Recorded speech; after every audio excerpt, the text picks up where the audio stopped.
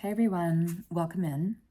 My name's Julie, and you've tapped into Lighthouse Intuitive Tarot. And I'm going to be doing a reading today for a collective energy, whoever's in the collective and contributing into this energy group. I was hearing the whistle is for you. I know that's a strange one. I don't know who that's for and in what context it was meant. But I had heard a whistle earlier myself, and I turned to look, and of course it wasn't anybody that I knew, and it wasn't for me. So I didn't really know how to put it into a context for myself, but I was given the message that it was the message that I needed to relay in a reading. So the whistle is for you, whatever that means, and you can let me know if it resonates. For you specifically, I'm on the road today, so I'm in a different environment, and I'm using the Shaman Oracle deck to grab some oracles around that. So birds, freedom, and bells, deflection. Right away on the birds card, I'm being drawn into the image of the circle that's weaving around, and it's giving me like a conch shell. And then instantly it also went to like inner ear. So and they're saying that that's relevant to the whistle. That's interesting. So maybe it's not a literal whistle, or maybe you're experiencing something within your inner or middle ear. And I'm not a doctor, and I'm not advising any medical advice or anything, but I'm getting the message that for somebody there might be something like a tinnitus or something going on in the inner ear. That's very specific, but obviously looking into it could lead to some freedom, could lead to maybe getting some sort of a diagnosis around that. I don't know much about it. I'm not really getting a whole lot more. Okay, moving on from that. The deflection card is giving me the chimes. So there's chimes all along on this card. And I'm hearing that your thoughts can ring the chimes. So your thoughts can actually create bells ringing, and there's an affiliation with bells ringing and angels sending messages. If you've ever seen the movie It's a Wonderful Life, there's a cute little line where the little one says, look, Daddy, whenever you hear a bell, it means that an angel got their wings. And I'm hearing that right now for the collective, that there's something going on there with your thoughts can influence the bells ringing. The chiming is what I'm being told, more than bells ringing, but chiming. And when you hear the chimes, which I guess could almost be like a whistling sound, like a chime sort of, anyway, that is a different sound, but hearing that sound is actually activating something in the angelic realms. Okay, I'm gonna leave that there for a minute and start to move into a bit of tarot and see if we get more that sort of helps to kind of open that up. What do you want to tell us here, Spirit, for the collective? That's too much. That's a whole stack. What's on the bottom here? The Page of Cups. Okay. What do you want to tell us about the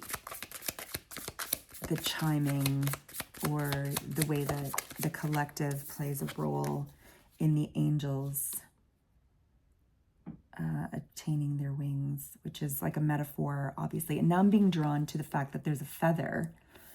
A feather is actually tethered to this branch, and by the ribbon that has the bells on it. And there's a whole bunch of swirling energy in the card as well, and those are representative of thoughts. Like your thoughts move the energy, and the energy rings the bells. And then the feather is like a wing symbol. And we got the Hanged Man. So the Hanged Man is a card of perspective, And it often speaks to potentially changing perspective to broaden your view of a thing. We're also getting the Hierophant. So these are both major arcana energies. So a lot of big energy right now. On the day that I'm doing this reading, we do have a full moon in Libra. So yeah, some big energy moving through. Hanged Man is also about balance and insight. So, you know, your perspective, your insight might be enhanced by changing your perspective. And the Hierophant is committed morality. So something to do with, maybe you're leveling up here. Maybe you're in an ascension process, and Spirit wants you to know that with your work that you're doing, you are also moving that energy into the higher realms as well. So the beings in the higher realms, particularly your guides and your ancestors, as you're growing and as you're expanding and changing your perspective, broadening your perspective, you're rewriting basically that sort of eternal now of your ancestry. You're adding another layer, another element into what's kind of always existed in your lineage, but you're breaking barriers around it because you're broadening it, you're expanding it. The King of Needles, which is the King of Swords. So yeah, truth and clarity. You're expanding into that, and I think you're letting go of, well, you're in King energy, which is sovereign energy. That's, you know, it's a court card energy within the tarot. So that's, you've moved through a lot of lessons, and you're at this place now where, you know, law and order and truth and integrity are very high values for you, and you're committed to those values.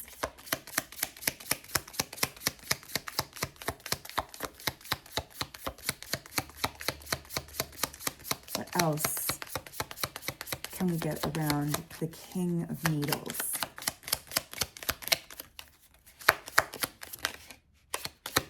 What can we get for collective? There we are. Okay. Okay, let's take a quick peek. That was a whole jump, but I was getting take them. Okay, these two came out sideways. They said, please read them that way. So we've got the 9 of Buttons and the 8 of Needles. All right, and they came out sort of sideways. So this energy is kind of crossing all this work that you've been doing. And it's an interesting energy because it's the 8 of Needles, and the 8 of Needles is the 8 of Swords, which basically is being sort of up in your head. It's being it's an imprisonment, literally, is what it says here on the card, and that's true. It's an imprisonment type of energy. And then the self-fulfillment, you know, abundant energy of the 9 of Buttons, which is representative of 9 of Pentacles, is very, very much like a wonderful, secure place. It's lucky, it's abundant, it's prosperous. And these are very conflicting energies. So it's really advising, like it's saying that you are in this energy. This is the reality of what you exist in. And it's warning basically not to overthink and not to imprison yourself in a place where, you know what, and I'm getting another message coming in around it, that if being secure and stable, I mean, we all want this energy, right? We all want that, but it's Spirit's kind of saying, like, as you're in this growth process and as you're opening and as you are, you know, shedding old narratives and rewriting your timeline basically and moving into a higher timeline, that sometimes the fears around what's it going to mean to my stability and to my abundance and the life that I know, which I'm secure and comfortable in, is any of that going to be threatened, you know, as I sort of shed these old walls and these old narratives? And there's a little bit of fear around that. That's what the 8 of Swords is representing. And Spirit's cautioning around that if there's too much fear around that, and if there's too much committed, you know, thought energy to this being the only thing that's important, because this is really an illusion in a lot of ways too, right? In our experience, but we feel it as real because we are material ourselves, right? So we want comforts. It's just saying that this energy is compromised. This growth energy is slightly compromised by when we get too much into this energy of worry around that. So the next three cards are Judgment, Ten of Needles, and the Emperor. Yeah, wow. Okay, so because really you're answering a call. This is what Judgment is. You're answering it. You know, so many major arcana in this reading. Ten of Needles is you know, it's Ten of Swords. So you've been through the dark night of the soul. You've been through the pain. You've been through a lot of dark times. You know, I'm sorry to, you know, sort of point all that out. But that's what that message is there. And that's what I'm getting with that. And you felt the call to grow and to expand spiritually, specifically spiritually. And it's actually going to increase you into Emperor energy beyond, well beyond Nine of Pentacles energy. So, but staying fearful in wanting to hang on to Nine of Pentacles energy rather than continue to develop into this work, and continue to sort of uncover truths. So this is speaking to shadow work. Whoever I'm talking to, this is a message from Spirit to delve into your shadow matter and, you know, sort of unearth the dark energies. Dark energy is not, we tend to hear the word dark, you know, around energy and think that it somehow means something negative about the energy. It's not true. We all have dark and we all have light energy. And our dark energy is the sort of, I guess, duality, if you want to look at it that way, for lack of a better explanation around it. Dark energy is that energy that we place in our shadow aspects of self. And it's the stuff that generally, it bears the most fruit when you dig into it to uncover the things that you've either repressed or that you've carried over from past life experiences, if you believe in energy moving that way, and if that's relevant or resonant for you. It's the stuff that we kind of can carry in. It can certainly involve karma, and we have a tendency to, you know, it's there in our soul, and it's also the energy of greatest potential. You know, it's the energy of the eternal now and the infinite possibilities. And in meditation, we have the ability to place, you know, our attention and our frequency on a love vibration there, you know, and gratitude vibration when we're in that energy space.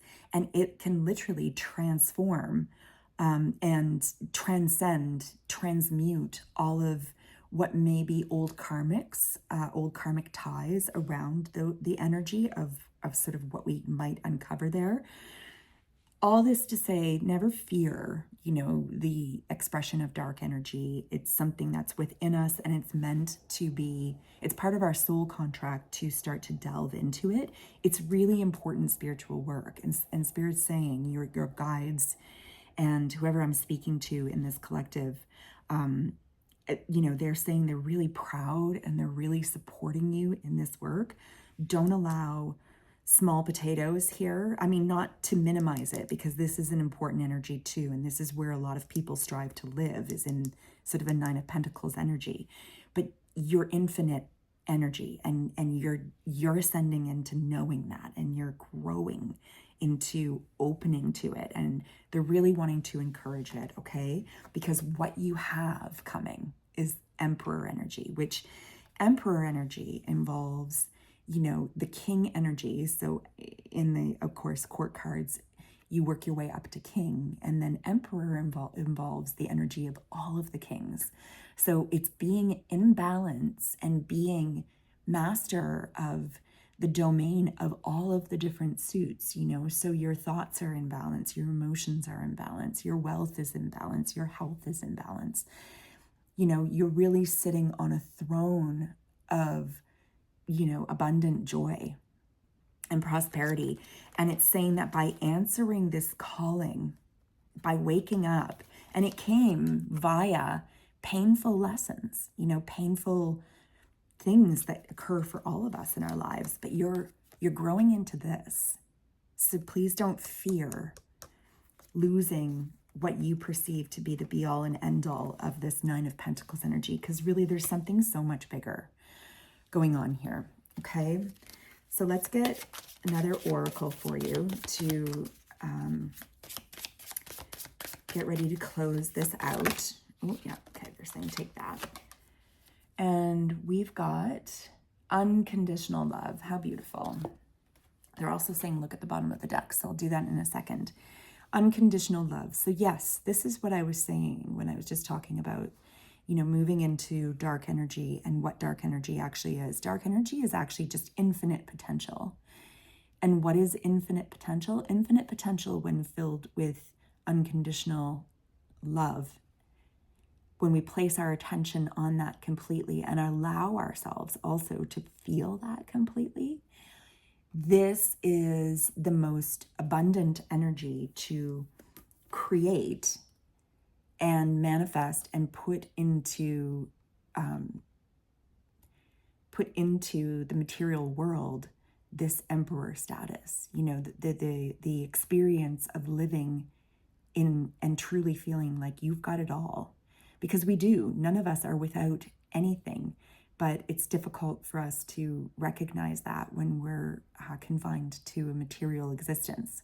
But we've agreed to come here, and we've agreed to move through these journeys. And the goal is to find our complete sovereignty, and harmony within the experience of being in a human condition for the time that we're here. So you can manifest anything. The way to get there is through unconditional love, and Spirit's really just sending in a super encouraging message here. It was a really nice reading. So thank you so much for being here, and I wish you lots of love and light. Take care.